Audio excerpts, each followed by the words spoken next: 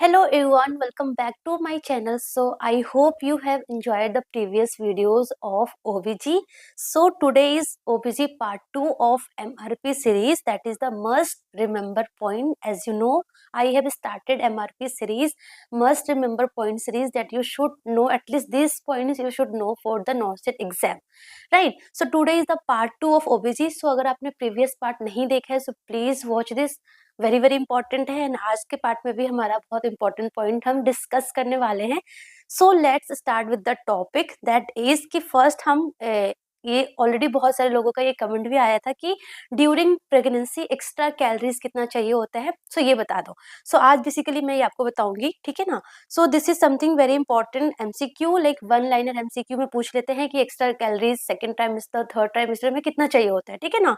So start with that. So nutritional needs during pregnancy की अगर हम बात करें, so calories requirement, so calories requirement in the second trimester में कितना चाहिए होता है, plus 350 kilo calorie per day. जो भी कैलोरीज ले रहे थे उसका plus 350 kilo calorie per day in second trimester, and in third trimester just plus 100, सो 450, क्योंकि थर्ड ट्राइमेस्टर में ज्यादा चाहिए होता है ना। So plus 450 kilo calories per day in third trimester, so 350 second, 450 in third, याद हो गया, ठीक है ना। During lactation like 0 to 6 month में हमें प्लस 600 चाहिए, लाइक बहुत ज्यादा चाहिए, लाइक प्रेगनेंसी से भी ज्यादा चाहिए, है ना, क्योंकि मदर लैक्टेट करती है, फीड करती है अपने बेबी को, ठीक है ना। सो प्लस 600 चाहिए।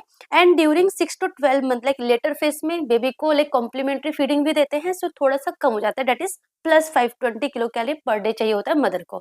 सो this is the very very important point you should know, ठीक है ना। सो 350, 450, 600 एंड 520, ये याद हो गया, ठीक है ना। उसके बाद अगर हम फॉलिक एसिड की बात करें, सो फॉलिक एसिड हमें कितना चाहिए होता है, 400 to 500 माइक्रोग्राम पर डे चाहिए, पर डे चाहिए। And this is something very very important कि बिफोर प्रेगनेंसी से पहले हमें कितना, like at least 1 month before and till 12 week तक हमें 400 to 500 माइक्रोग्राम हमें इंटेक लेना है। तो बेसिकली हम टैबलेट्स देते हैं, क्यों देते हैं, to prevent the neural tube defect. Very very important question ये यहाँ से आता है एग्जाम में। So to prevent neural tube defect हमें फॉलिक एसिड देना होता है, फॉलिक एसिड सप्लीमेंट देना होता है। कितना देना होता है, 400 to 500 microgram at least 1 month before and till 12 week to prevent neural tube defect. Very very important thing, ठीक है ना। उसके बाद हमारा है कि आयरन रिक्वायरमेंट कितना होता है। सो अगर हम आयरन रिक्वायरमेंट की बात करें, सो टोटल एडिशनल अगर हम ओवरऑल प्रेगनेंसी की बात करें, like till 9 month, so total 9 month में हमें एक्स्ट्रा लाइक 1000 टू 1200 समथिंग हमें mg आयरन की रिक्वायरमेंट होती है, ठीक है ना। टू फीटस के लिए, टू मदर के लिए, टू प्लेसेंटा के लिए, है ना, लाइक प्रॉपर उसका डिस्ट्रीब्यूशन होता है। सो टोटल हमें एडिशनल 1000 mg हमें आयरन चाहिए होता है। ड्यूरिंग प्रेगनेंसी कितना चाहिए होता है, 20 mg per day, 20 mg per day. And during lactation हमें 23 mg पर डे हमें आयरन की रिक्वायरमेंट होती है फॉर प्रेग्नेंट वुमेन के लिए, ठीक है ना। सो ये हमारा आयरन हो गया, सो कैलोरीज हो गया, फॉलिक एसिड हो गया, एंड हमारा आयरन हो गया, ठीक है। उसके बाद अगर हम कैल्शियम की बात करें, सो कैल्शियम ऑल्सो, सबसे पहले तो इससे एमसीक्यू ऑलरेडी आ रखा है कि कैल्शियम बेसिकली क्या करता है, calcium reduce the risk of pre eclampsia and eclampsia. So pre eclampsia और इक्लेम्सिया के रिस्क को रिड्यूस करता है, ठीक है ना। सो इसलिए कैल्शियम सप्लीमेंट्स नेसेसरी है during pregnancy. So during pregnancy pregnant women को कितना कैल्शियम लेना चाहिए per day, that is 1000 mg per day, 1000 mg per day pregnant women को चाहिए। एंड फॉर लैक्टेशन के लिए 1200 mg पर डे चाहिए, है ना। So that is the calcium requirement for the pregnant women and for lactating women, right, ठीक है। दिस इज इंपॉर्टेंट, ये ऑलरेडी नॉसेट में आ रखा था कि which supplement is needed to prevent the risk of preeclampsia and eclampsia, that is calcium, ठीक है। उसके बाद this is also the very important point, that is the weight gain. The weight gain during pregnancy, total weight gain कितना होता है। सो देखो हम जो वेट गेन है, that is like different different criteria होता है, लाइक ओबीज के लिए अलग होता है, जो अंडर बीएमआई होते हैं उनके अलग होता है, बट हम यहाँ पे नॉर्मल बीएमआई की बात कर रहे हैं। सो जिसका बीएमआई नॉर्मल है, नॉर्मल बीएमआई बोले तो कितना होता है, नॉर्मल बीएमआई हमारा होता है अराउंड 25 से 29.4, है ना। सो 25 टू 29.4 अगर किसी का बीएमआई है, तो नॉर्मल वेट गेन कितना होना चाहिए, दैट इज 11 to 16 kg, है ना. सो ओवरऑल प्रेगनेंसी में फॉर 9 मंथ टिल 9 मंथ में टोटल 11 to 16 kg जो weight gain that is normal, है ना. क्योंकि फीटस होता है, यूट्रस का साइज इन लार्ज होता है, प्लेसेंटा होता है, ब्लड वॉल्यूम बढ़ता है, फैट बढ़ता है. सो of course 11 to 16 kg weight gain is normal for normal BMI, right. अगर इससे कम होगा, अगर इससे कम होगा इट मीन्स कि इंट्रायूटेराइन ग्रोथ रिटार्डेशन है, लो बर्थ वेट बेबी हो सकता है ना. एंड अगर एक्सेस हो, अगर 16 kg से ज्यादा हो गया तो what it indicate GDM that is gestational diabetes mellitus, pre-eclampsia और इक्लैम्सिया, है ना. सो कम भी नहीं होना है, ज्यादा भी नहीं होना है. That is 11 to 16 kg is the normal weight gain during pregnancy for normal BMI person, for normal BMI pregnant women, ठीक है ना. एंड ये जो वेट गेन का जो वेट गेन 11 to 16 होता है वो लाइक फर्स्ट टाइमेस्टर में कम होता है, सेकंड में थोड़ा सा लाइक ज्यादा होता है.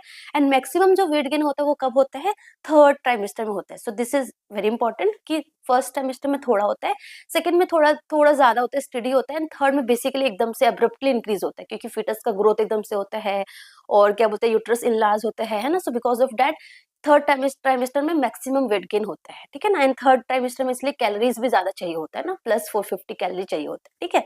So this is the important point regarding calories and the weight gain, ठीक है. And again the very very important thing is the fetal heart rate auscultation. 2 to 3 times 2 to 3 times MCQ has come from this topic only, so it is also the important point. Basically जो one liner होते हैं वहां से यहाँ पे आते हैं.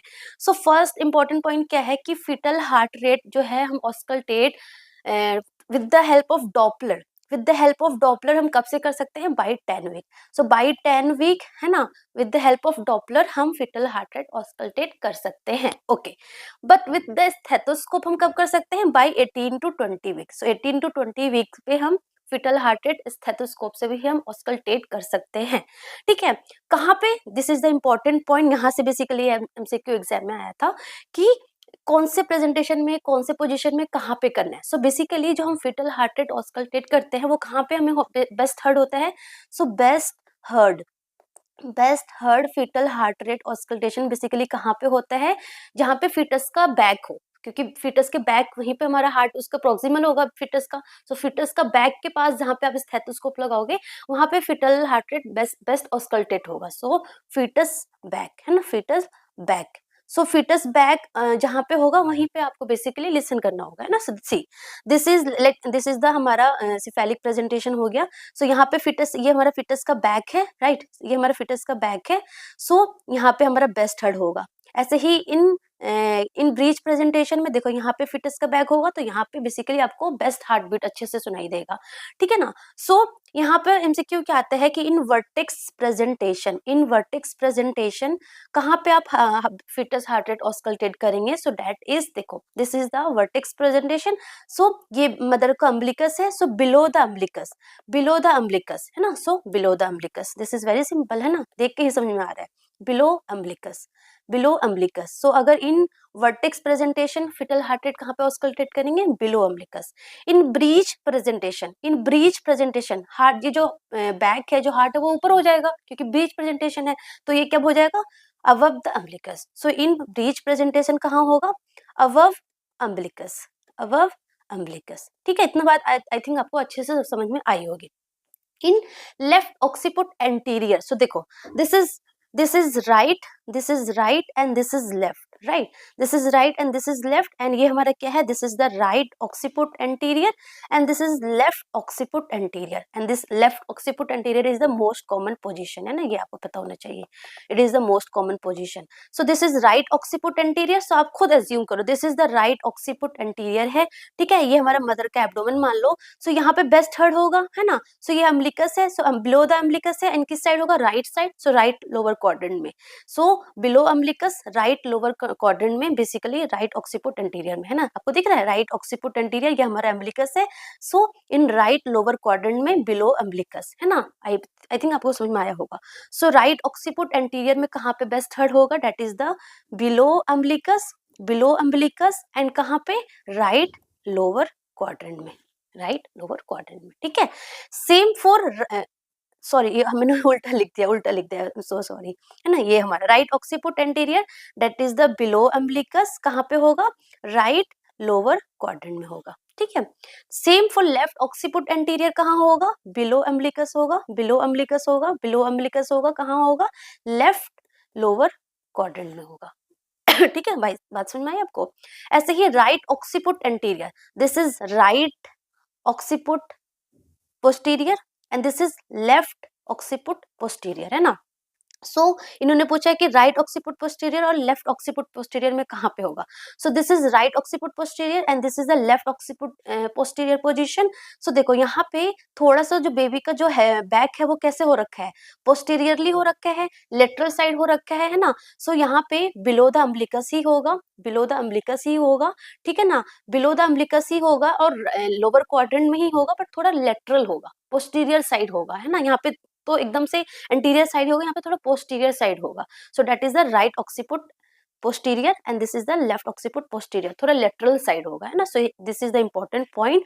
यहाँ पे आपको क्या लिखना है, लेफ्ट ऑक्सीपुट पोस्टीरियर में कहाँ होगा, again it is below umbilicus होगा, बट कहाँ पे होगा, लेफ्ट क्वाड्रेंट में ही होगा, बट कैसा होगा, लेटरली होगा, लेटरली होगा मतलब कि पोस्टीरियरली होगा, ठीक है ना। सेम राइट ऑक्सीपुट पोस्टीरियर में कहाँ होगा, सेम बिलो अम्बिलिकस होगा, कब कहाँ पे होगा, राइट लोअर क्वाड्रेंट में होगा एंड लेटरली होगा, है ना। So this is the very very important slide, मतलब every each and every topic is very very important, that's why its name is MRP, that is the must remember point, है ना। like this topic at least you should know। मतलब किसी ने ऐसे पूछा था comment में कि सिर्फ ये पढ़ के जाऊंगी तो हो जाएगा, देखो this topic is something very very important, मतलब ये तो आपको एटलीस्ट आना ही चाहिए, ठीक है ना। बट यू वांट कि मैं लाइक सारे के सारे MCQ बिजी कर लो, तो आप जितना पढ़ लोगे दैट इज लेस, बट आपके पास टाइम कम है, आपने अभी तक बिल्कुल कुछ नहीं पढ़ा है, सो एटलीस्ट ये टॉपिक तो पढ़ के जाओ, इतना भी पढ़ लोगे तो एटलीस्ट आप 10 में से 6-7 तो आराम से MCQ करके आ ही जाओगे, ठीक है ना। So this is something very important point, ठीक है। तो फीटल हार्ट रेट ऑस्कल्टेशन हमने पढ़ लिया, this is the like this is the image है जो कि जस्ट आप माइंड में से वो कर लो, इमेजिन कर लो, तो आप एग्जाम में आराम से कर सकते हो ना। सो ये दिस इज द इमेज, ठीक है। उसके बाद हमारा आता है UPT, that is the urine pregnancy test, है ना। आपने आई थिंक किट देखा होगा। ये किट होता है, यूरिन प्रेगनेंसी टेस्ट का किट होता है, जिसमें एक सिंगल लाइन होती है और डबल लाइन होती है। सिंगल लाइन का मतलब है नेगेटिव है और डबल लाइन का मतलब है पॉजिटिव है, this is simple. Basically UPT में हम क्या टेस्ट करते हैं, this is the important question. हम इसमें बेसिकली HCG हार्मोन चेक करते हैं, human chorionic gonadotropin hormone check करते हैं। कब डिटेक्ट करते हैं, जैसे कि कॉन्सेप्शन के first day, second day, third day, no. So basically after 8 days, so 8 to 14 आप मान सकते हो, 8 to 12 डेज के पे हम बेसिकली ये यूपीटी टेस्ट पॉजिटिव आता है। अदरवाइज आप उससे पहले करोगे, 8 डेज से पहले करोगे तो पता नहीं चलेगा। बेसिकली ऐसे याद कर लो, फर्स्ट वीक में इम्प्लांटेशन होगा, फर्स्ट वीक में इम्प्लांटेशन होगा, ठीक है ना। एंड सेकेंड वीक में बेसिकली आपको यूपीटी टेस्ट से आप पता कर सकते हो, HCG डिटेक्ट कर सकते हो ना। सो सेकेंड वीक में HCG आप डिटेक्ट कर सकते हो, सो यूपीटी टेस्ट कर सकते हो। सो फर्स्ट वीक में इम्प्लांटेशन होगा, सेकेंड वीक में HCG हार्मोन आएगा, तो सेकेंड वीक में बेसिकली करना है ना। सो 8 to 12 डेज या 8 to 14 डेज ऐसे याद करना है, ठीक है ना। So this is the UPT test. फिर कुछ टेस्ट का नाम आपको याद करना है जो कि एग्जाम में आते हैं, that is the fern test. Fern test क्या होता है, फर्न टेस्ट कुछ नहीं है, बेसिकली एमनियोटिक फ्लूइड अगर रप्चर हो जाता है, सो एमनियोटिक फ्लूइड लीकेज होता है, तो हमें पता करना है कि ये एमनियोटिक फ्लूइड ही है ना। सो उस टेस्ट को हम बोलते हैं फर्न टेस्ट। सो फर्न टेस्ट में बेसिकली क्या करते हैं, जो फ्लूइड लीकेज होता है, जो सर्वाइकल ओस से वो फ्लूइड लेते हैं एंड उस फ्लूइड को हम माइक्रोस्कोपिकली हम देखते हैं। अगर फर्न लाइक अपीयरेंस हो, अगर फर्न लाइक अपीयरेंस हो, इट मीन्स क्या है, फर्न लाइक अपीयरेंस है, इट मीन्स क्या है, इट इज एमनियोटिक फ्लूइड। तो like pre rupture of membrane में बेसिकली हम ये चेक करते हैं फर्न टेस्ट, ठीक है ना। ऐसे ही एक और टेस्ट है, that is the nitrogen test. So nitrogen test क्या है, it is also a test to detect the amniotic fluid, है ना। सो इसमें हम बेसिकली क्या करते हैं, आपको पता है वजाइनल सिक्रीशन हमारा बेसिकली कैसा होता है, एसिडिक होता है, ठीक है। और एमनियोटिक फ्लूइड कैसा होता है, बेसिक होता है ना। सो एमनियोटिक फ्लूइड कैसा होता है, बेसिक नेचर होता है। एमनियोटिक फ्लूइड का बेसिक नेचर होता है, जिसका जो pH है अराउंड 7 to 7.5 होता है, और जो हमारा वजाइनल है दैट इज 4 to 5.5 इसका pH होता है। सो वजाइनल सिक्रीशन एसिडिक है और एमनियोटिक फ्लूइड बेसिक है। सो जब हम उस फ्लूइड को हम अगर नाइट्रोजन टेस्ट पे लेंगे, नाइट्रोजन पेपर पे लेंगे, स्ट्रिप्स पे लेंगे, तो अगर एमनियोटिक फ्लूइड होगा तो कैसा टर्न हो जाएगा, ब्लू कलर का, डार्क ब्लू कलर का चेंज हो जाएगा। अगर डार्क ब्लू कलर का चेंज होता है it means it is amniotic fluid, है ना, it is amniotic fluid. So that is the test. Fern test and nitrogen test दोनों हम एमनियोटिक फ्लूइड को टेस्ट करते हैं। एक और टेस्ट है बबल टेस्ट, ये थोड़ा डिफरेंट टेस्ट है, हमने साथ में इसलिए लिखा है सो दैट आपको पता रहे। बबल टेस्ट में बेसिकली हम सर्फेक्टेंट चेक करते हैं। क्या चेक करते हैं? सर्फेक्टेंट। सर्फेक्टेंट क्या है? बेसिकली लंग मैच्योरिटी के लिए चेक करते हैं ना। सो सर्फेक्टेंट चेक करते हैं। बबल टेस्ट को शेक टेस्ट भी बोलते हैं या फिर क्लेमेंट्स टेस्ट भी बोलते हैं। सो बेसिकली हम इसमें क्या करते हैं, एमनियोटिक फ्लूइड जो भी लीकेज है वो हम लेते हैं। वो कहाँ पे लेते हैं? इथेनॉल का सॉल्यूशन होता है उसमें लेते हैं एंड उसको शेक करते हैं। That's why its name is shake test. तो शेक करते हैं, शेक करने के बाद अगर परसिस्टेंट परसिस्टेंट बबल होगा, परसिस्टेंट अगर बबल होगा या फिर फोम जैसे अपीयरेंस होगा, इट मीन्स कि वो क्या है? सर्फेक्टेंट है, मीन्स कि लंग क्या है? मैच्योर है। सो ना, so it is used to detect the lung maturity या फिर सर्फेक्टेंट को टेस्ट करते हैं। सो बबल टेस्ट क्यों बोलते हैं? क्योंकि बबल अपीयरेंस होना चाहिए। और इसको शेक टेस्ट क्यों बोलते हैं? क्योंकि हम इसमें शेक करते हैं, इथेनॉल और में डाल के इसको शेक करते हैं। सो नाम से ही टेस्ट है, ठीक है। सो ऐसे याद करना है आपको। सो ये टेस्ट कुछ हो गए। उसके बाद जो वुमेन प्रेग्नेंट होती है सो वो विजिट के लिए आती है, एंटीनेटल चेकअप के लिए आती है। सो फर्स्ट विजिट में बेसिकली हमें क्या क्या टेस्ट करने हैं? बहुत सारे टेस्ट होते हैं, but the important test you should know. First of all the CBC is the very very important test. CBC में बेसिकली हम क्या चेक करते हैं? हीमोग्लोबिन। और भी सारी चीजें चेक करते हैं। Haemoglobin is important. क्यों इंपॉर्टेंट है? क्योंकि फिजियोलॉजिकल अनीमिया प्रेग्नेंट वुमेन में क्या देखने को मिलता है? Physiological anaemia. फिजियोलॉजिकल अनीमिया कब बोलेंगे? When haemoglobin is less than 11 gram per dL. When haemoglobin is less than 11 gram per dL उसको हम बोलेंगे physiological anaemia. So haemoglobin is very very important. Blood group क्यों चेक करते हैं? क्योंकि हमने लेट सपोज हमने मदर का ब्लड ग्रुप चेक किया एंड इट इज नेगेटिव, तो हम क्या करेंगे? देन हम फादर का ब्लड ग्रुप चेक करेंगे। फादर्स ब्लड ग्रुप चेक करेंगे, फादर्स ब्लड ग्रुप चेक करेंगे and if it is positive then what do? You will do ICT, that is indirect Coombs test करेंगे to check for Rh isoimmunization proper. फिर वो हम आगे वाले next class में next to next अभी भी हम पढ़ेंगे आरएच आइसोइम्यूनाइजेशन, उसमें मैं आपको सब कुछ बताऊंगी। So blood group we have to check. अगर मदर का नेगेटिव है देन हम फादर का चेक करेंगे एंड फादर का अगर पॉजिटिव है then we will check the indirect Coombs test, ठीक है। ये हो गया। उसके बाद कुछ टेस्ट करते हैं जैसे कि वीडीआरएल हो गया, एचआईवी हो गया, रूबेला हो गया, है ना। रूबेला में आपको क्या याद करना है? अगर लेट सपोज रूबेला आईजीजी आपने चेक किया, आईजीजी टाइटर चेक किया and it is positive, it is positive, then आपको क्या करना है? कुछ नहीं करना है। It means it is normal. It is मतलब कि मदर क्या है? इम्यून है। मदर इम्यून है, आपको वरी की जरूरत नहीं है। नो वरी, है ना, नो वरी। वरी की जरूरत, वरी इसकी जरूरत नहीं है, ठीक है ना। सो पॉजिटिव है मीन्स जो मदर है वो इम्यून है, worry worry no worry.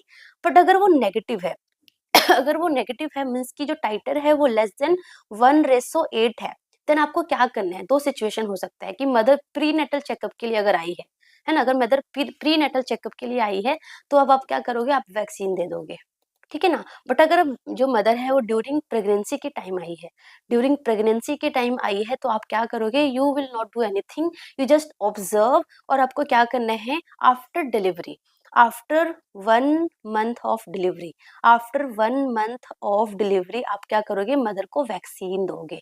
Y not during pregnancy? Because this vaccine is live vaccine and you know all live vaccine are contraindicated, very very important. All live vaccine are contraindicated except which vaccine? except हमारा yellow fever vaccine, except yellow fever vaccine. सारे के सारे live vaccine जो है वो contraindicated होते हैं।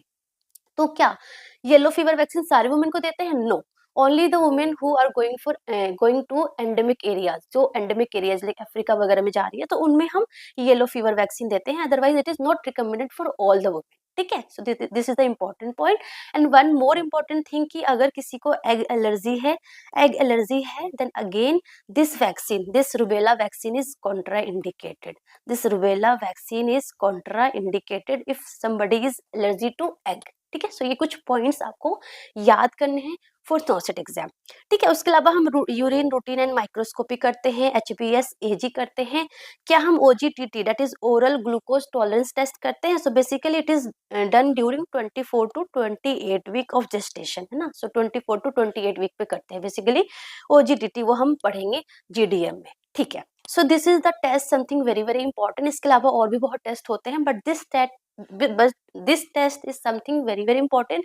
ये एटलीस्ट कंपल्सरी मैंडेटरी करना ही करना है, ठीक है ना. This rubella IgG please remember, ये इंपॉर्टेंट है, ठीक है ना. उसके बाद आते हैं हम screening test. So like to check for chromosomal abnormalities, हम कुछ स्क्रीनिंग टेस्ट होते हैं एंड कुछ हमारा कंफर्मेटरी टेस्ट होता है. सो स्क्रीनिंग टेस्ट में क्या क्या होता है? स्क्रीनिंग टेस्ट में होता है फर्स्ट हमारा नक्कल ट्रांसलूसेंसी. सो नक्कल ट्रांसलूसेंसी में अगर वो लेस देन 3 mm है, it means it is normal, it is normal. अगर मोर देन 3 mm है, सो इट इज एबनॉर्मल, ठीक है ना. सो ये आपको याद रखना है कि screening for chromosomal abnormality first test क्या है, दैट इज अ नक्कल ट्रांसलूसेंसी. अगर लेस देन 3 mm है, सो it is normal. More than 3 mm है, सो एबनॉर्मल है. कब करते हैं? व्हेन इट इज अगर सो 11 to 14 वीक ऑफ जेस्टेशन पे ये वाला करते हैं टेस्ट, ठीक है. ऐसे ही दूसरा स्क्रीनिंग टेस्ट है नक्कल fold thickness. So nuchal fold thickness अगर लेस देन 6 mm है, सो इट इज नॉर्मल, ठीक है. एंड ये कब करते हैं? ये हम करते हैं सेकेंड ट्राइमेस्टर में. सेकेंड ट्राइमेस्टर में हम नक्कल फोल्ड थिकनेस वाला स्क्रीनिंग टेस्ट करते हैं. Then this test is something very very important, dual marker, triple marker and quadruple marker. So dual marker कब करते हैं? First of all dual marker हम करते हैं फर्स्ट ट्राइमेस्टर में, फर्स्ट ट्राइमेस्टर में.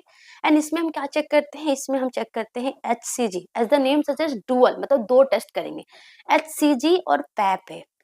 पैप ए करेंगे, ठीक है ना. सो यहाँ पे इंपॉर्टेंट पॉइंट आपको क्या रखना है कि HCG, H is high, PAPP is कम. कब होता है? इन डाउन सिंड्रोम में. सो यहाँ से MCQ आता है कि इन डाउन सिंड्रोम में, इन डुअल मार्कर में HCG क्या होगा? High. H for high, H for HCG. सो ये हाई होगा. पैप क्या होगा? कम होगा. कहाँ? डाउन सिंड्रोम में. So that is the dual marker. कब करते हैं? फर्स्ट ट्राइमेस्टर में करते हैं, ठीक है. से ही ट्रिपल मार्कर में क्या करते हैं? हम हे करते हैं. हे में क्या क्या है? हे में हमारा फर्स्ट हमारा HCG है ना.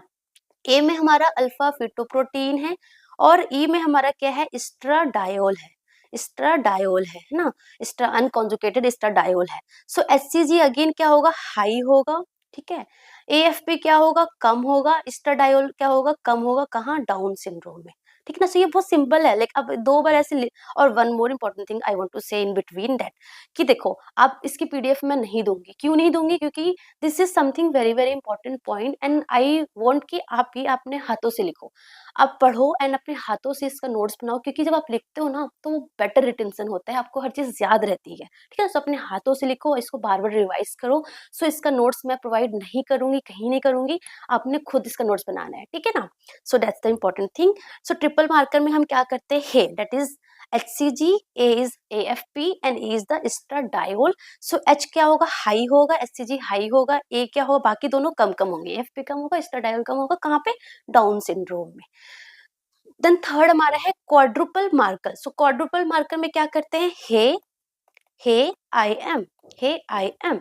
सो इसमें क्या करते हैं? हे मतलब कि हम HCG करेंगे, AFP करेंगे, एस्ट्राडायोल करेंगे, प्लस IM में क्या करेंगे? Inhibin, inhibin A, inhibin A, है ना. सो हाई ए, हे IM, है ना. सो इनहिबिन ए चेक करेंगे इन क्वाड्रुपल मार्कर में. सो डुअल मार्कर फर्स्ट ट्राइमेस्टर में करते हैं एंड सॉरी फर्स्ट ट्राइमेस्टर में डुअल मार्कर करते हैं. ट्रिपल और क्वाड्रुपल मार्कर बेसिकली हम सेकेंड ट्राइमेस्टर में करते हैं. एंड उसका कंपोनेंट बेसिकली आपको याद करना है कि फर्स्ट डुअल मार्कर में क्या क्या होते हैं, ट्रिपल में 3 चीजें होती है एंड क्वाड्रुपल में वो 4 चीजें. हे IM से याद कर लो, ठीक है. उसके बाद एक और टेस्ट होता है, that is known as non invasive predator testing, जिसकी जो एक्यूरेसी है वो बहुत हाई है, 99% एक्यूरेसी है ना. जस्ट ये याद कर लो आप, ठीक है. सो ये हमारा कुछ टेस्ट है जिसमें dual marker, triple marker and quadruple marker is something very very important, ठीक है. सो ये हमारा स्क्रीनिंग है. अगर हमें कन्फर्मेटरी करना हो, सो कन्फर्मेटरी टेस्ट में क्या है? 3 टेस्ट है. डेट इज द CBS क्या है? That is the chorionic villus sampling. So इसमें नाम से ही पता चल रहा है. कोरियोनिक विलस सैम्पलिंग में हम क्या कर रहे हैं? हम विलाई ले रहे हैं, है ना. हम क्या ले रहे हैं? विलाई ले रहे हैं. That is the placental tissues ले रहे हैं, है ना. What we are taking as a test, that is villi, that is the placental tissues. कैसे लेंगे? या तो हम थ्रू सर्विक्स लेंगे, है ना, थ्रू सर्विक्स लेंगे, या फिर हम कैसे लेंगे? ट्रांस एब्डोमिनल लेंगे, है ना. सो ट्रांस एब्डोमिनल लेंगे. ये हमारा रूट है फॉर टेकिंग दिस सैंपल, ठीक है.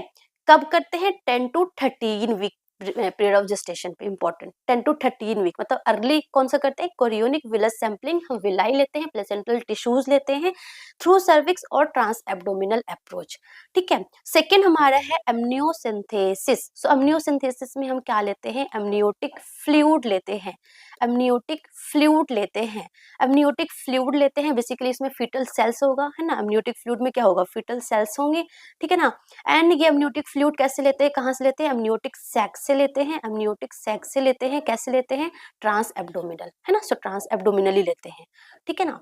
और कब करते हैं? क्योंकि ये इंपॉर्टेंट है, कब करते हैं is very very important. So 15 to 20 week of gestation पे हम एमनियोसिंथेसिस करते हैं। Then third test is the cordocentesis. So cordocentesis क्या है? That is the percutaneous umbilical blood sampling. So cordocentesis में हम बेसिकली क्या लेते हैं? हम फीटल ब्लड लेते हैं। क्या लेते हैं? फीटल ब्लड लेते हैं। कैसे लेते हैं? With the code, umbilical cord से, अम्बिलिकल कोड से हम क्या लेते हैं?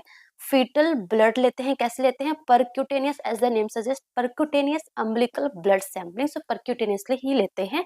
कब लेते हैं? 18 to 20 वीक पे। सो 10 to 13, 15 to 20 and 18 to 20। Chorionic वाला कोरियोनिक में हम विलाई ले रहे हैं, टिश्यू ले रहे हैं, एमनियोसिंथेसिस में एमनियोटिक फ्लूइड ले रहे हैं, और कोर्डोसिंथेसिस में हम ब्लड ले रहे हैं। सो ये this is something very important, very simple, ठीक है। सो स्क्रीनिंग टेस्ट हो गया, कंफर्मेटरी टेस्ट हो गया। अभी हम सारे टेस्ट पढ़ रहे हैं। सो इससे पहले हमने जितने टेस्ट पढ़े वो याद करने हैं, ये हमने टेस्ट पढ़ लिया। Then the very very important test, and I think in every NORCET either it's pre और मेंस, यहाँ से एमसीक्यू एक आता ही आता है। दैट इज द फर्स्ट, हम क्या पढ़ने वाले हैं? CTG, that is the cardiotocography. मतलब क्या है? कार्डियो है ये, कार्डियो टोकोग्राफी मतलब क्या है? मतलब कि इसमें क्या है? कार्डियो मतलब कि फीटल हार्ट रेट, टोको मतलब कि यूटेराइन कॉन्ट्रैक्शन। वो कैसे करेंगे? ऑन द ग्राफ पेपर पे हम रिप्रेजेंट करेंगे।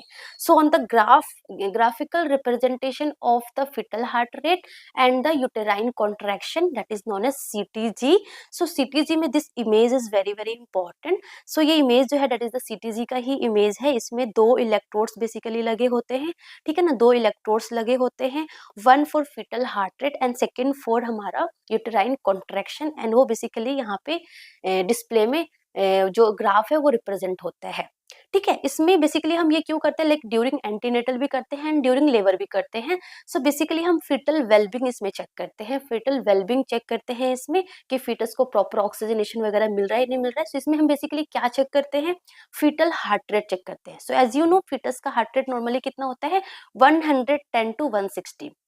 So 110 to 160 beat per minute is the normal heart rate of the baby, ठीक है। सो ये हार्ट रेट में बेसिकली हम क्या तीन चीजें देखते हैं? First is variability, second is acceleration and third is the deceleration. So variability में क्या है कि जो हार्ट रेट है ना 110 to 160, it should be very, it's not like constant कि 110 है तो 110 ही रहेगा। It should be very like 5 to 25 beat per minute जो है वो वेरी करना चाहिए। लाइक अभी अगर 115 है तो 130 हो गया, 125 हो गया, 155 हो गया। So it should vary like 5 to 25 beat per minute, ये वेरी करना चाहिए 5 to 25। So that is the variability, that is normal, reassuring, मतलब बेबी नॉर्मल है, प्रॉपर ऑक्सीजनेशन बेबी को मिल रहा है, baby is normal, not in distress. Second हम क्या चेक करते हैं? एक्सेलरेशन चेक करते हैं। सो एक्सेलरेशन क्या होता है? एक्सेलरेशन इज कि when the heart rate abruptly, एकदम से क्या होगा? हार्ट रेट जो है वो more than 15 beat per minute, more than 15 beat per minute जो है वो इंक्रीज होगा फॉर मोर देन 15 और equal to 15 for more than और इक्वल टू 15 सेकेंड के लिए, at least for within for 2 minutes के लिए, है ना, विद इन 2 मिनट्स में वापस से रिटर्न हो जाना चाहिए। सो जो भी नॉर्मल बेस लाइन है, लेट्स सपोज 115 है, सो एकदम से 115 से एकदम से क्या होगा? 130 या फिर 126, 127 वॉटएवर यू मान, पता है ना। सो 127 इंक्रीज होगा, ठीक है ना। सो 15 बीट पर मिनट जो है वो इंक्रीज होगा एंड वो सस्टेन रहेगा फॉर 15 सेकेंड के लिए, फॉर एटलीस्ट 15 सेकेंड के लिए, एंड देन वापस से वो रिटर्न हो जाएगा विद इन 2 मिनट्स में। So that is known as acceleration. So this is the important point you should know कि एक्सेलरेशन का मतलब क्या होता है कि हार्ट रेट एक्सेलरेट होगा, इंक्रीज होगा। सो अब्रप्टली हार्ट रेट है वो इंक्रीज होगा। This parameter you should know 15 15। So 15 15 beat per minute, 15 equal 15 और more than 15 for 15 second, at least 15 second और मोर देन 15 सेकेंड के लिए, and then return again to baseline within 2 minutes में, so that is known as acceleration.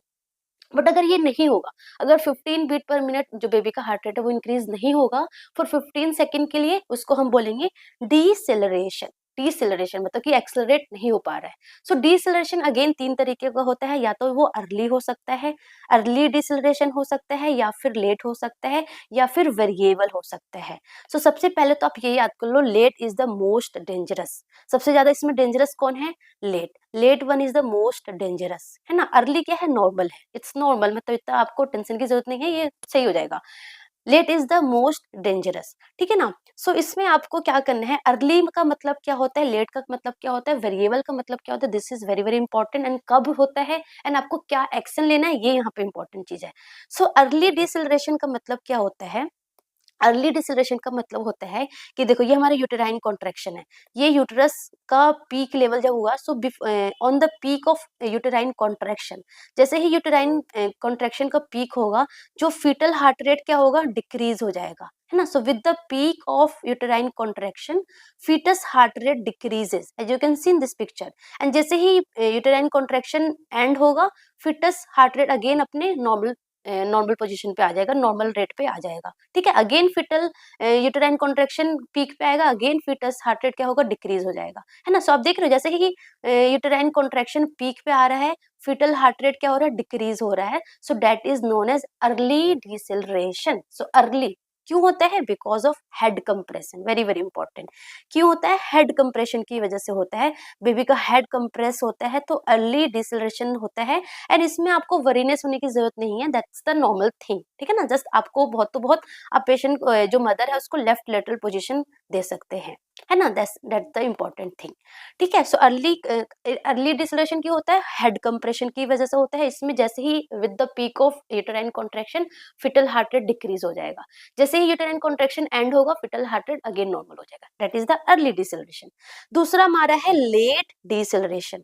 So late deceleration is very dangerous. क्यों dangerous है? इसमें क्या हो रहा है कि सी, यहाँ पे हमारा this is the uterine contraction का पीक है, एंड ये हमारा जो हार्ट रेट है वो डिक्रीज हो रहा है। So after the onset of after the peak of uterine contraction, यहाँ पे फिटल हार्ट रेट डिक्रीज हो रहा है, जो can see in this picture. जैसे ही यूटेराइन कॉन्ट्रैक्शन का पीक हो रहा है, तो जो फिटस हार्ट रेट है वो क्या हो रहा है? डिक्रीज हो रहा है, डिक्रीज हो रहा है ना। सो after the peak of uterine contraction, after the peak of after peak of uterine contraction क्या हो रहा है? फिटल हार्ट रेट डिक्रीज हो रहा है ना। एंड जैसे ही यूटेराइन कॉन्ट्रैक्शन एंड हो रहा है, ये अगेन लाइक नॉर्मल पे आ रहा है। So that is the late deceleration, and this is very very important. कब होता है? Because of utero placental insufficiency की वजह से होता है, that's why it is more dangerous, मतलब कि बेबी को प्रॉपर ऑक्सीजन नहीं मिल रहा है। सो यूट्रो प्लेसेंटल इनसफिशियंसी की वजह से होता है। सो ये लाइन आपको ना याद करनी है कि अर्ली कब होता है? हेड कंप्रेशन की वजह से। लेट क्यों हो रहा है? यूट्रो प्लेसेंटल इनसफिशियंसी की वजह से हो रहा है। एंड इन दैट केस आपका प्रायोरिटी एक्शन क्या होगा? ये पूछते हैं एग्जाम में। सो योर प्रायोरिटी एक्शन की, अगर आपने एब्डोमेन पैल्पेट करना है, मदर का एब्डोमेन पैल्पेट करना है, and if uterus is hyper stimulated, तो अगर वुमेन को ऑक्सीटोसिन चल रहा है, so you have to stop oxytocin. That is the first important priority action. And आपको क्या करना है? मदर को लेफ्ट लेटरल पोजीशन देना है, ठीक है। मदर को ऑक्सीजन लगाना है, आईवी फ्लूइड स्टार्ट करना है, एंड क्या करना है? डॉक्टर को इन्फॉर्म करना है, ठीक है ना। That is the important action you have to take during late deceleration. Third हमारा क्या है? थर्ड हमारा है variable deceleration. So variable deceleration में क्या हो रहा है कि इट इज नॉट कि during peak of uterine contraction या फिर after the onset of uterine contraction, it is not like related like that. It is like कि जो हमारा फिटल हार्ट रेट जो डिक्रीज होगा, it is very before uterine contraction भी हो सकता है, ड्यूरिंग भी हो सकता है, आफ्टर भी हो सकता है। सो इट इज वेरी, है ना। सो वेरिएबल मतलब कि जो डिसेलरेशन होगा, डेट इज वेरी करेगा बिफोर ड्यूरिंग और आफ्टर, है ना। इंपॉर्टेंट आपको क्या याद रखना है कि इसमें से वी शेप का पूरा होगा, ऐसे वी शेप का आपको ऐसे अपीयरेंस दिखेगा। सो that is the variable deceleration. And ये क्यों होता है? Because of the code compression की वजह से होता है। क्यों होता है? कोड कंप्रेशन की वजह से होता है। So early is because of head compression, आपको कंफ्यूज नहीं होने हैं। Early is because of head compression and variable is because of the code compression, right. And let is because of the utero placental insufficiency. So code compression में आपको क्या करना है? आपको मदर को फटाफट लेफ्ट लेटरल पोजीशन प्रोवाइड करना है, लेफ्ट लेटरल पोजीशन प्रोवाइड करना है या फिर नीचेस्ट पोजीशन प्रोवाइड करना है। सो position is the first priority. And अगर मदर को ऑफ कोर्स आपको ऑक्सीजन देना है, एंड अगर ऑक्सीटोसिन चल रहा है तो उसको स्टॉप करना है, एंड ऑफ कोर्स डॉक्टर को तो इन्फॉर्म करना ही करना है। So this is something very very important for CTG, ठीक है। उसके बाद एक हमारा होता है नॉन स्ट्रेस टेस्ट। तो नॉन स्ट्रेस टेस्ट बेसिकली हम यही लाइक हमारा फीटल हार्ट रेट ही इसमें भी हम मॉनिटर करते हैं। सो नॉन स्ट्रेस टेस्ट में पोजीशन मदर को क्या देना है? That is the left lateral position mother को देना है। क्यों? क्योंकि वेना कवा कंप्रेशन होगा तो मदर को हाइपोटेंशन, है ना। सो लेफ्ट लेटरल हमें पोजीशन देना है, पोजीशन इंपॉर्टेंट है यहाँ पे। कब करते हैं? बेसिकली हम after 32 week of period of gestation के बाद ही हम नॉन स्ट्रेस टेस्ट करते हैं। इसमें आपको बेसिकली याद क्या करना है? आपको इसमें दो चीजें याद करना है। एक होता है हमारा रिएक्टिव एनएसटी, एक हमारा होता है नॉन रिएक्टिव एनएसटी। यहाँ से एमसीक्यू आता है। सो रिएक्टिव एनएसटी का मतलब क्या है? रिएक्टिव मतलब कि रीएश्योरेंस, रीएश्योरेंस, रीएश्योरेंस। रीएश्योरेंस बोले तो मतलब कि मतलब नॉर्मल चीजें हैं, नॉर्मल है, आपको वरीनेस होने की जरूरत नहीं है, नॉर्मल है। सो रिएक्टिव एनएसटी रीएश्योरेंस है, नॉर्मल है। कब नॉर्मल है? व्हेन देयर इज टू और मोर देन टू एक्सेलरेशन हो, when there is two or more than two acceleration हो in 20 minutes, in 20 minutes, then it is known as reactive NST. and acceleration क्या होता है? You know, that is the increase in the fetal heart rate, that is 15 for more than or equal to 15 second के लिए it is known as acceleration, है ना। so if this is more than 2 or equal to 2 acceleration in 20 minutes, it means it is reactive NST, मतलब baby normal है, baby को proper oxygenation मिल रहा है, reassurance से आपको टेंशन लेने की जरूरत नहीं है। नॉन रिएक्टिव एनएसटी कब बोलेंगे? When there is two acceleration, जब नहीं होगा, जब टू एक्सेलरेशन नहीं होगा इन 20 मिनट्स में, उसको हम नॉन रिएक्टिव एनएसटी करते हैं। तो जब 20 मिनट्स में टू एक्सेलरेशन नहीं होता है तो हम इस टेस्ट को 20 मिनट्स और टेस्ट करते हैं। सो लाइक 40 मिनट्स तक करते हैं। 40 मिनट्स तक अगर दो एक्सेलरेशन, टू और मोर देन टू एक्सेलरेशन नहीं होता है तो उसको हम नॉन रिएक्टिव टेस्ट बोलते हैं। That is the abnormal, abnormal non reassurance, है ना। एबनॉर्मल है, नॉन रीएश्योरेंस है, ठीक है। सो हमने एनएसटी किया 20 मिनट्स के लिए, एक्सेलरेशन नहीं हुआ, 20 मिनट्स और करेंगे, स्टिल नॉट एक्सेलरेशन, तब हम कौन सा टेस्ट करते हैं? बीपीपी करते हैं। That is the biophysical profile monitoring, है ना।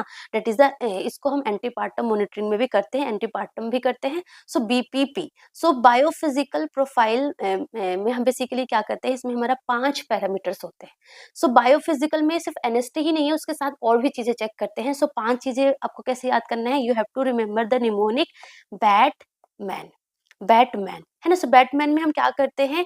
बी में हम क्या करते हैं? ब्रीदिंग, ब्रीदिंग मूवमेंट, बच्चे का breathing movement. So at least one breathing होना चाहिए, एटलीस्ट वन वन ब्रीदिंग होना चाहिए इन 30 मिनट्स, इन 30 मिनट्स। अगर एटलीस्ट वन ब्रीदिंग मूवमेंट है इन 30 minutes, that means it is normal, ठीक है ना। अगर एब्सेंट है, अगर ब्रीदिंग नहीं हो रहा है, सो दैट इज एबनॉर्मल, ठीक है। Amniotic fluid, A is amniotic fluid volume. So amniotic fluid volume में हम single deepest vertical pocket check करते हैं, and if it is more than 2 centimetre, if it is more than 2 centimetre, so means it is normal, ठीक है ना। या फिर आप बोल सकते हो एमनियोटिक फ्लूइड इंडेक्स चेक करते हैं, and it should be more than 5 centimetre, so it is normal, ठीक है। Tone of foetus, so tone में हम क्या करते हैं? टोन में like there should be like active extension, baby का एक्टिव एक्सटेंशन हो and then return to normal flexion, है ना। So that is the baby का जो टोन है। टोन में मतलब बेसिकली बेबी जो वो हाथ खोले, मतलब लिम्ब को खोले, ओपन करे एंड देन क्लोज करे, सो प्रॉपर मूवमेंट हो, that is the tone of foetus. So इसमें लिखा है कि एक्टिव फ्लेक्शन, एक्टिव एक्सटेंशन हो बेबी का, extension with return to, with return to flexion, है ना। So that is known as tone of fetus. अगर ये प्रॉपर नहीं होगा, अगर एक्टिवली एक्सटेंशन नहीं होगा, सो दैट इज एब्सेंट होगा, सो ये एबनॉर्मल है। Movement of foetus, so movement में क्या है कि there is at least 3 discrete movement होना चाहिए, at least 3 discrete movement of limb, at least 3 discrete movement of limb या फिर ट्रंक, है ना, लिम्ब या फिर ट्रंक का हो, दैट इज द नॉर्मल। ठीक है ना। अगर 3 से कम होगा, अगर 3 से कम होगा, 2 होगा या बिल्कुल नहीं होगा तो उसको हम एबनॉर्मल मानेंगे। ठीक है। एनएसटी क्या है? एनएसटी हमारा रिएक्टिव होना चाहिए, रिएक्टिव एनएसटी होना चाहिए। रिएक्टिव एनएसटी का मतलब क्या है? दैट इज द एटलीस्ट 2 और मोर देन 2 एक्सेलरेशन होना चाहिए इन 20 मिनट्स में। So that is the NST, reactive NST. अगर अगर डिसेलरेशन है तो वो हमारा एबनॉर्मल है। सो हमने breathing movement, A is amniotic fluid in volume, T is the tone of the foetus, M is the movement of foetus and N is the NST करते हैं। सो सबको 2-2 मार्क्स देते हैं। अगर नॉर्मल है तो 2, एबनॉर्मल है तो 0। ठीक है ना। सो 2 2 2 तो 2 5 10 है। सो अगर 8 to 10 स्कोर है देन इट इज नॉर्मल। अगर 8 to 10 स्कोर है नॉर्मल है, अगर 6 है तो इक्विवोकल है, मतलब कि आपको फिर से टेस्ट करना है, अगेन मतलब टेस्ट को फिर से रिपीट करना है। ठीक है ना। और अगर लेस देन 4 है तो मतलब कि अर्जेंट अटेंशन है, मतलब बेबी जो है वो डिस्ट्रेस में, बेबी जो है वो डिस्ट्रेस में है, अर्जेंट अटेंशन, आपको अर्जेंट एक्टिव इंटरवेंशन की नीड है। सो अगर लेस देन 4 है तो। ठीक है ना। यहाँ पे एक चीज और आपको क्या याद रखना है कि एनएसटी क्या है? That is the first distress symptoms जो है, फर्स्ट डिस्ट्रेस साइन अगर पूछे कौन सा है, that is the NST. Last distress sign कौन सा है बेबी का? That is the tone of fetus. तो last distress, T is the last distress and S T is the first distress. ठीक है ना। सो ये आपको याद करना है। उसके बाद एक हमारा होता है मॉडिफाइड बीबीपी। सो मॉडिफाइड बीबीपी बहुत सिंपल है, एज द नेम मॉडिफाइड है। सो मतलब ये क्विक असेस करना है, इसमें देखो 5 पैरामीटर्स चेक करेंगे, थोड़ा टाइम कंज्यूमिंग है। बट मॉडिफाइड बायोफिजिकल प्रोफाइल क्या है? That is something very fast, फटाफट हो जाएगा। सो इसमें जस्ट हम क्या क्या चेक करते हैं? नॉन स्ट्रेस टेस्ट करते हैं, फिटल हार्ट रेट जो एक्सीलरेशन वाला चेक करते हैं, plus amniotic fluid index check करते हैं। बस 2 ही पैरामीटर्स इंक्लूड है इसमें मॉडिफाइड बायोफिजिकल प्रोफाइल में। सो this is important, very simple, 2 ही चीजें हैं। एंड बायोफिजिकल प्रोफाइल में 5 पैरामीटर्स है। ठीक है। एक और टेस्ट आपको याद करना है, that is the contraction stress test, जिसको हम ऑक्सीटोसिन चैलेंज टेस्ट भी बोलते हैं। ऑक्सीटोसिन चैलेंज चैलेंज टेस्ट भी बोलते हैं। ठीक है ना। सो अगर नॉन रिएक्टिव जो एनएसटी हमने किया, नॉन स्ट्रेस टेस्ट अगर नॉन रिएक्टिव है तो हमारा कॉन्ट्रैक्शन स्ट्रेस टेस्ट हम कर सकते हैं, अगर कोई कॉन्ट्रा इंडिकेशन नहीं है। कॉन्ट्रा इंडिकेशन का मतलब कि अगर प्रीवियस एलएससीएस हो रखा है, या फिर प्लेसेंटा प्रेविया हो रखा है, या फिर सर्वाइकल इनकॉम्पिटेंस है, या फिर प्री टर्म लेबर का रिस्क है। So this all are contraindication for contraction stress test. Contraction stress test के लिए कॉन्ट्रा इंडिकेटेड है।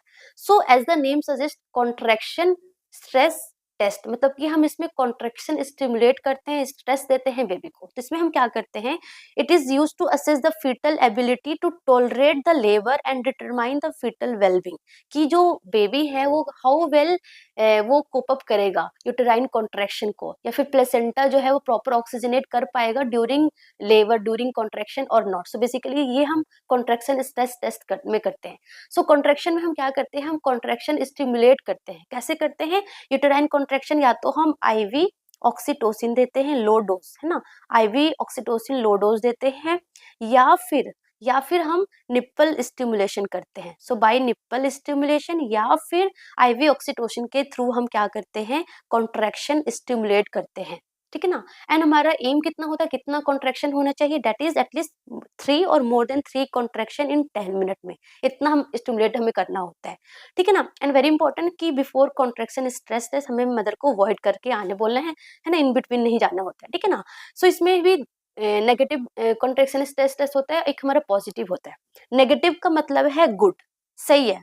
गुड कब होगा? मतलब कि कोई भी लेट डिसेलरेशन नहीं हो रहा है। अगर लेट डिसेलरेशन नहीं हो रहा, इट मीन्स कि एडिक्वेट यूट्रोप्लेसेंटल फंक्शन है, यूट्रोप्लेसेंटल इनसफिशियंसी नहीं है। अनपॉजिटिव या फिर बैड टेस्ट कब बोलेंगे? जब लेट डिसेलरेशन हो रहा है। अगर लेट डिसेलरेशन हो रहा है, it means it is uteroplacental insufficiency है, यूट्रोप्लेसेंटल इनसफिशियंसी है।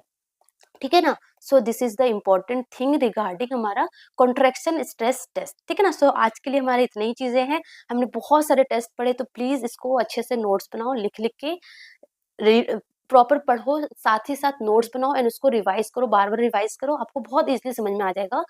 आपने ऑलरेडी पढ़ रखा होगा चीज़ें, तो ये तो आपको आता ही होगा। अगर कुछ पॉइंट इसमें से आपने मिस कर रखा होगा तो उसको आप नोट कर सकते हैं, ठीक है ना? सो कॉन्ट्रैक्शंस टेस्ट हो गया हमारा, बायोफिज़िकल प्रोफाइल टेस्ट में हमारे ये पैरामीटर्स इम्पोर्टेंट है, ठीक है ना? नॉन स्ट्रेस टेस्ट हो गया, सीटीज़ी हो गया एंड ये हमारा कुछ कन्फर्मेटरी और स्क्रीनिंग टेस्ट था, है ना? ये सारे के सारे बहुत इंपॉर्टेंट टेस्ट है that you should know for OBC, ठीक है? So that's all about today. Thank you so much. अच्छे से पढ़ते रहो, रिवाइज करते रहो और जितना हो सके एमसीक्यू सॉल्व करो, टेस्ट दो, आपके लिए बहुत बेनिफिट रहेगा, ठीक है ना? टेस्ट को एनालाइज ज़रूर करो, एक ही टेस्ट दो बट उसको प्रॉपर एनालाइज करो, ठीक है? So that's all about today. Thank you so much. All the best.